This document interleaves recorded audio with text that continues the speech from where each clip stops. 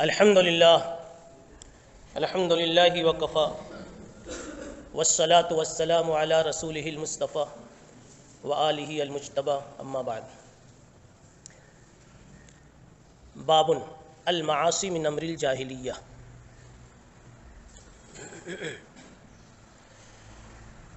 اس عنوان پر گزشتہ سبق میں چند اجزاء پر گفتگو ہوئی تھی، خاص طور پر ترجمۃ الباب سے متعلق ترجمۃ الباب کا مفہوم اور اس کا مقصود، اور پھر اس کے پیچھے امام بخاری رحمۃ اللہ علیہ کا استدلال۔ یہ بات پچھلے سبق میں آ چکی ہے۔ طلبہ عزیز، آپ کے ہاتھ میں جو نسخہ ہے اس نسخے میں روایت احنف ابن قیس والی پہلے ہے اور ابو ذر غفاری رضی اللہ تعالی عنہ والی روایت بعد میں ہے۔ اور اسکرین پر اس وقت جو ہمارے سامنے روایت ہے اس میں ابو ذر غفاری کی روایت پہلے ہے اور احنف ابن قیس والی روایت بعد میں ہے۔ اس اختلاف کو اور اس فرق کو پیش نظر رکھیں۔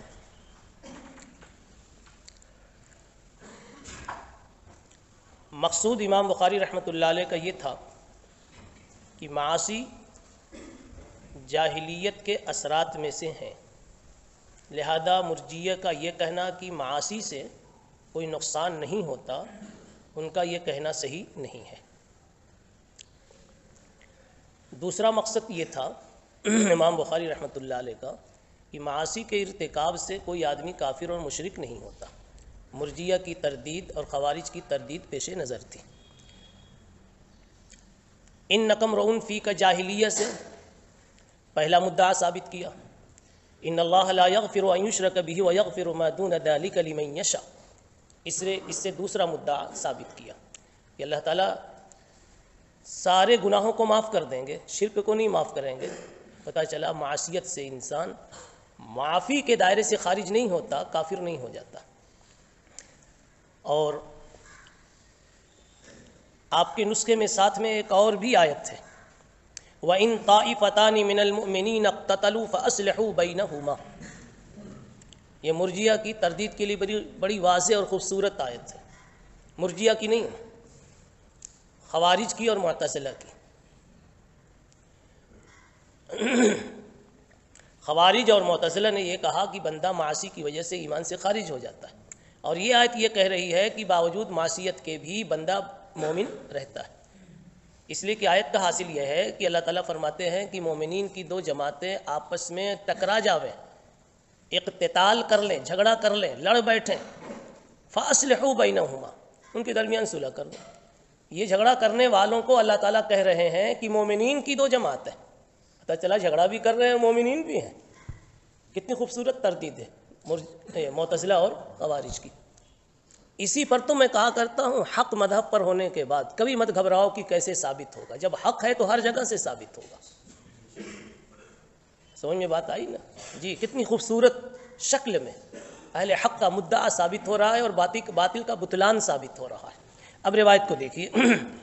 یہ روایت شروع ہوتی ہے عبد الرحمن ابن مبارک کی سند سے اور پہنچ رہی حسن بصری سے گزرتے ہوئے احنف ابن قیس پر۔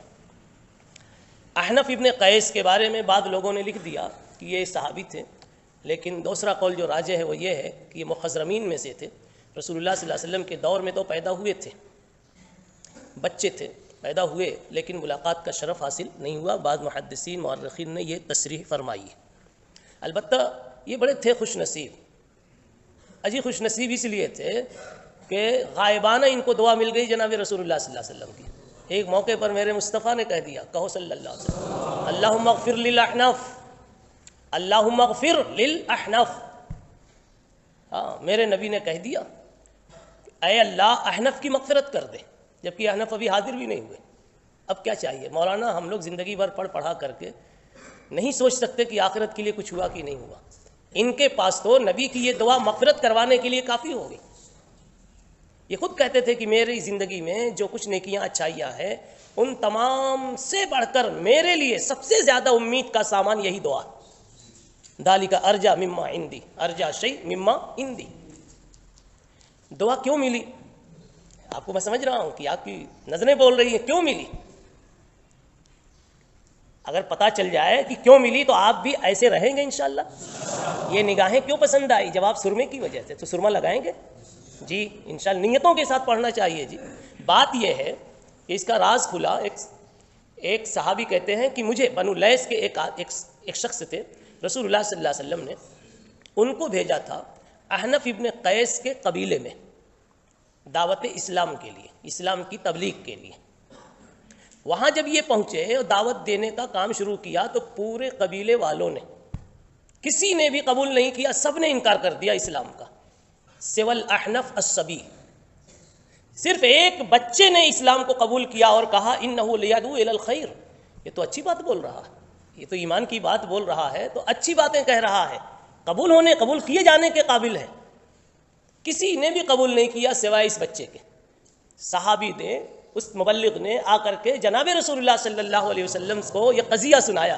میرے نبی خوش ہو گئے، کہہ دیا اللہم اغفر للاحنف۔ یہی تو بات ہے جی، خزاں میں پھول کھلاؤ تو کوئی بات بنے، سمجھا؟ موسم پتجھاڑ میں جب کہ سارے درخت پتوں سے ننگے ہو جاتے ہیں، اس سیزن میں آپ اپنے درخت پہ پتے لا کے دکھاؤ تو کوئی بات بنے۔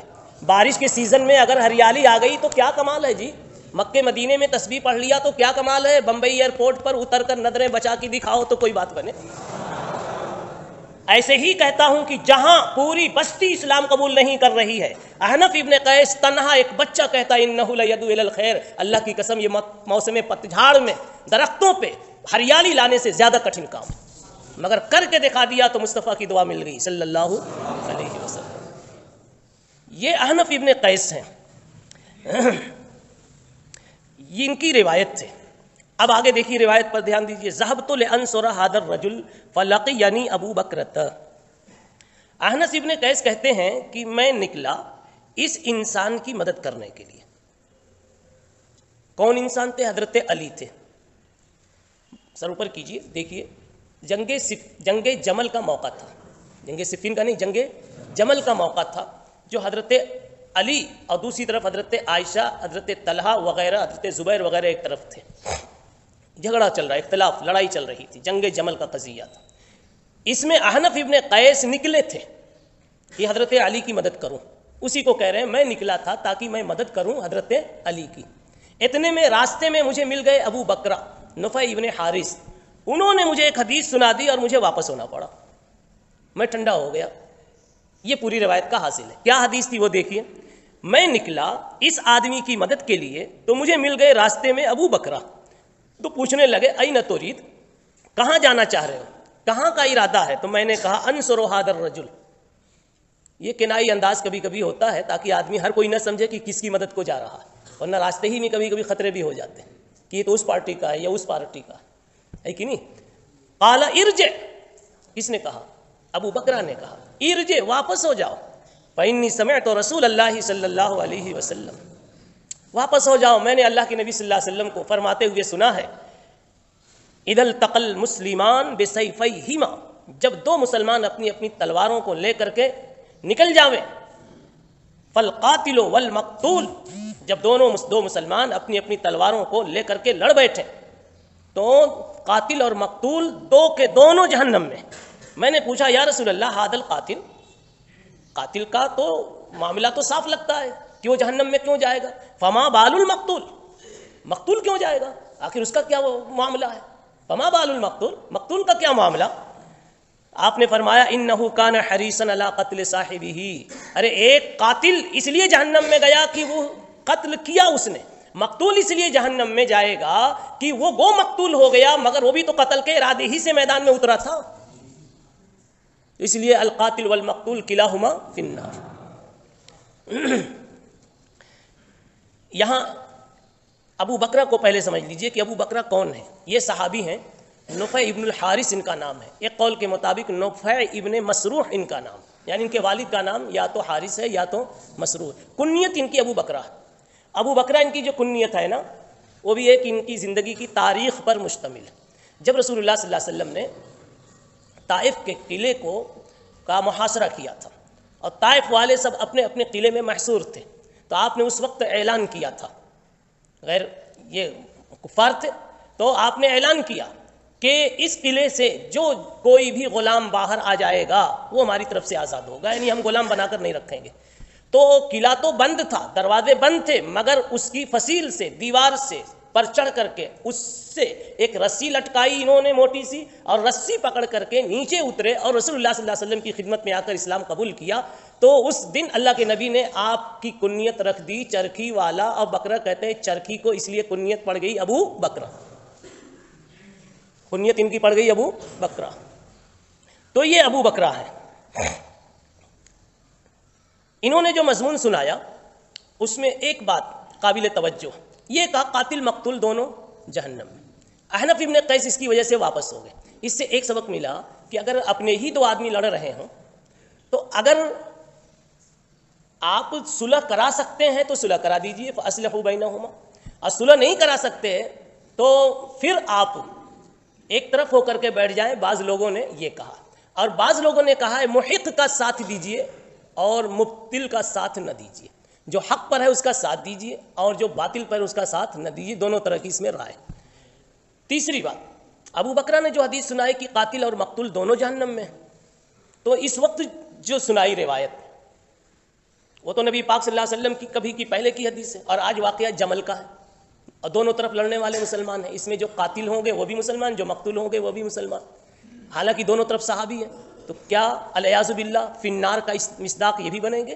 ایک سوال نہیں، فی النار کا مصداق نہیں بنیں گے۔ بس مشکل یہ ہے کہ جب یہ مسلم ہے کہ ہر صحابی جنتی ہے، کلا وعد اللہ الحسنى، کلا وعد اللہ الحسنى، ہر ایک سے اللہ نے جنت کا وعدہ کر لیا ہے، وہ چاہے جمل والا ہو اور چاہے صفین والا ہو اور چاہے ادھر والا ہو یا ادھر والا ہو، کلن میں جتنی تعمیم ہو سکتی کر لیجئے، ہر ایک سے اللہ نے جنت کا وعدہ کر لیا ہے، چاہے فتح مکہ سے پہلے والا ہو یا فتح مکہ کے بعد والا، کوئی بھی صحابی ہو، تو ہے تو سارے جنتی، اس لیے کہ دونوں طرف صحابی ہیں۔ پھر اس موقع پر اس حدیث سنانے کا کیا مطلب ہے؟ مطلب ہے زجر ہے، اور مطلب تحدید ہے، مطلب منع ہے کہ اے لوگوں آگ لگی ہوئی ہے تو اور مت لگاؤ اور مت بھڑکاؤ۔ ایک عام حدیث سنا دی کہ رسول اللہ صلی اللہ علیہ وسلم نے فرمایا کہ جب دو مسلمان تلواریں لے کر کے نکلیں اور آپس میں لڑیں تو جو قاتل ہوگا وہ بھی جہنم میں، جو مقتول ہوگا وہ بھی جہنم میں۔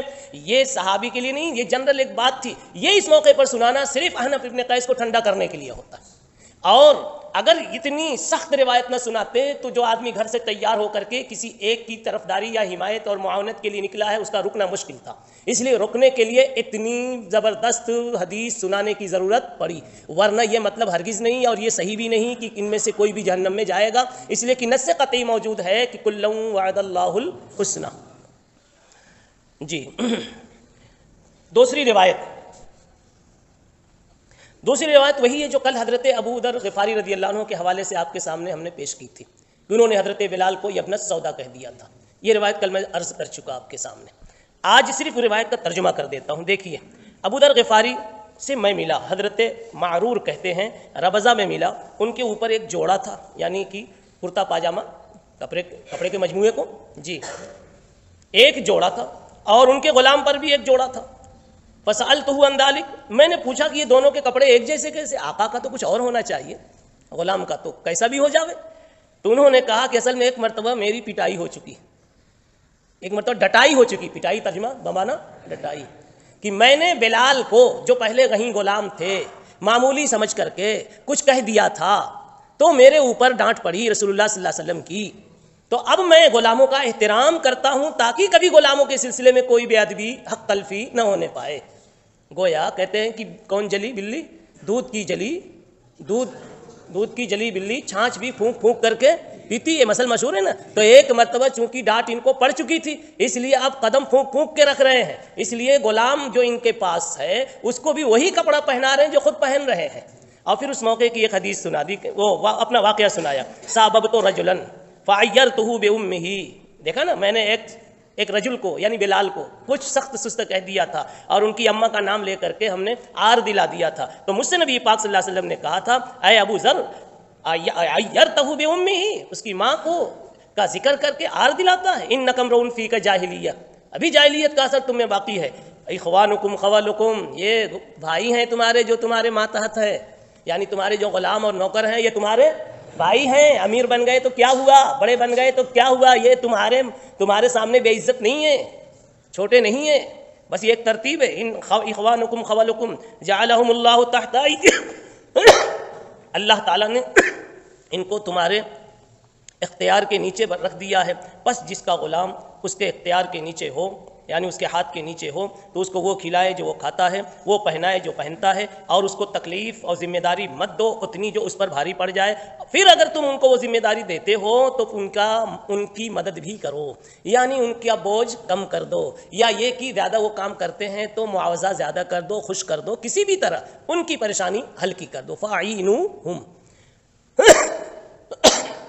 اس میں جو حضرت ابو ذر غفاری رضی اللہ تعالیٰ عنہ کا ذکر آیا, ابو ذر غفاری رضی اللہ عنہ ایک عجیب صحابی تھے, نام ان کا جندب ابن جنادہ ہے. سن 32 ہجری میں ان کا انتقال ہوا ہے. مجذوب صحابہ کرام میں تھے, بلکہ یہ ممتاز مجذوب تھے, اپنی مستی میں مست رہتے تھے. علم اتنا تھا کہ حضرت علی ابن ابی طالب رضی اللہ تعالیٰ عنہ نے فرمایا وعاء ملی علما ابو ذر, وعاء ملی علما, ابو ذر نام ہے ایک ایسے برتن کا جو علم سے بھرا ہوا. ابن مسعود کے علم, یہ ان کے بارے میں کہا گیا کہ ابن مسعود کے علم کے برابر ان کا علم تھا, اور ابن مسعود افقہ الصحابہ کہلاتے تھے. جی, تو یہ بھی اسی قبیل سے ہوئے. اور ان کے بارے میں یہ ہے کہ ان کا انتقال ہوا ہے ربضہ میں.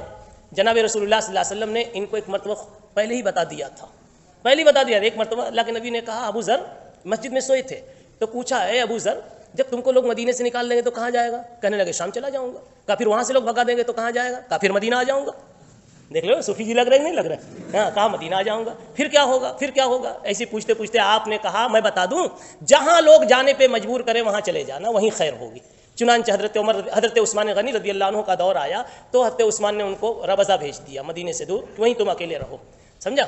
اور آپ صلی اللہ علیہ وسلم نے اپنی زندگی میں اشارہ دیا تھا کہ یہ ایسی جگہ مریں گے جہاں تنہا ہی ہوں گے, ان کی نماز پڑھنے والا بھی کوئی نہیں ہوگا. وہ یہ ہوا تھا تبوک کے موقع پر, جب کئی لوگ پیچھے رہ گئے تھے نا, تو تبوک کے موقع پر ان کی سواری ساتھ نہ دے سکی, تو یہ بعد میں گئے, شریک ہوئے, بعد میں گئے اور پیدل ہی اپنا سامان لاد واد کر کے جا رہے تھے. پہنچتے پہنچتے اندھیرے میں آپ صلی اللہ علیہ وسلم نے دیکھا کہ کوئی انسان آ رہا ہے. دھیان دیا تو پتہ چلا ابو ذر ہے.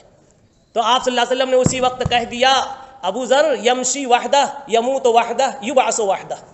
ابو ذر تنہا آ رہا ہے, تنہا مرے گا, تنہا ہی اٹھایا جائے گا. تو ابو ذر غفاری کا انتقال ربضہ میں ہوا, اور اس طرح ہوا کہ ان کی بیوی ہے اور وہ ہے, انتقال ہوا, دفن غسل دے کے بیوی نے تیار کر دیا. انہوں نے کہہ دیا تھا میرا جنازہ راستے پر رکھ دینا, جو سب سے پہلے گزرے وہ پڑھ دے گا. اتفاق اور حسن اتفاق کی جنازہ رکھا ہوا ہے راستے میں. ایک مسلمان گزرے, حضرت سیدنا عبداللہ ابن مسعود رضی اللہ تعالیٰ عنہ, انہوں نے جنازے کی نماز پڑھائی. پوچھا کون؟ کہا ابو ذر ہے. نماز پڑھائی اور اسی وقت کہا صدق رسول اللہ صلی اللہ علیہ وسلم, ابو ذر یمشی وحدہ ویموت وحدہ ویبعث وحدہ. وآخر دعوانا الحمد للہ رب العالمین.